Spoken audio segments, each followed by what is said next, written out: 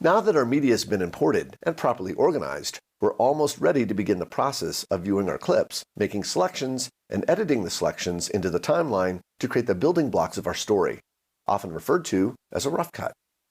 Before we get into the nuts and bolts of editing, we need to discuss what Final Cut Pro calls a project. Projects are the primary containers for your editorial work in Final Cut Pro. Select the SaberCAD event to reveal the entire library of clips. To create a project, right or control-click on the event and choose New Project or press Command N. The first thing you'll want to do is name your project. Let's call this project H5 Promo V1. Use the In Event menu to choose a different event to store your project. Because we created the project from the SaberCAD event, this is the default choice in the menu and the one we want. Whenever you create a new project, Final Cut Pro needs to know the video properties of the clips you plan on working with.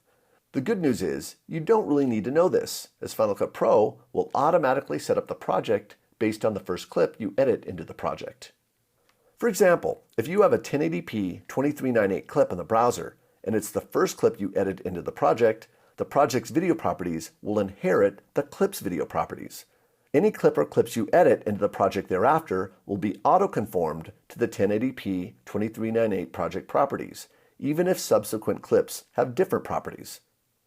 The takeaway is that Final Cut Pro allows you to work with multiple video formats in the same project, but there can only be one working format. In some cases, you might be working for a network or a production company that edits in a standardized format, or perhaps even a custom one. By clicking Use Custom Settings, you can set up the project properties manually, essentially forcing Final Cut Pro into a predetermined standard. For example, when I worked at a large network in Los Angeles, they delivered all their files at 1080p, 1920 by 1080, and at 60p. Choosing these options ahead of time would prevent any editor from accidentally editing and delivering in the wrong format. In the rendering section, you can also determine the quality of your render files and even the color space, but that's a much bigger discussion. In the audio section, you can choose surround sound or stereo and the sample rate. In most cases, however, you'll use the automatic settings and let Final Cut Pro figure it all out for you. Click the Use Automatic Settings button, then click OK to create the project. The project we created appears with the film slate icon at the top of the browser. As mentioned in a previous lesson, events contain both media and projects. If you want to get info on your project's format, select the project, then click the Inspector button to reveal the inspector. In the info pane, you'll see the current project resolution and frame rate. These settings could change the moment you edit a clip into the project. Press Command 4 to close the inspector. To open the project, double-click the project icon. An empty timeline appears with the name of the project appearing in the middle of the toolbar. At this point, you've imported and organized your media, created an empty project, and are now ready to begin the editing process.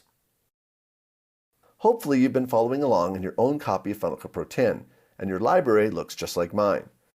That said, we realize that if you missed a couple of key steps along the way, or you are picking up the training after a prolonged absence from engaging it, we've made it very easy to jump right back in with pre-built projects that correspond to each lesson. What I'm about to show you, you'll only have to do once. Select the H5 Productions library, then from the File menu choose Import XML.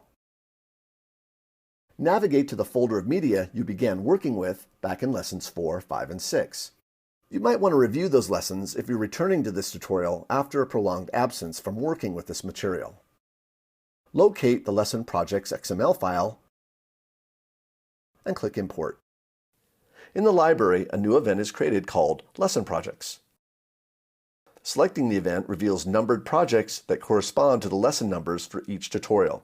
I recommend copying the project to the SaberCAD event so you won't be making changes to the original, although you can always re-import the XML file if things get messy. Hold down the Option key and drag the Lesson 11 project into the SaberCAD event. Then select the SaberCAD event, locate the copied project, and double-click it to open it. You're now ready to follow along without missing a beat.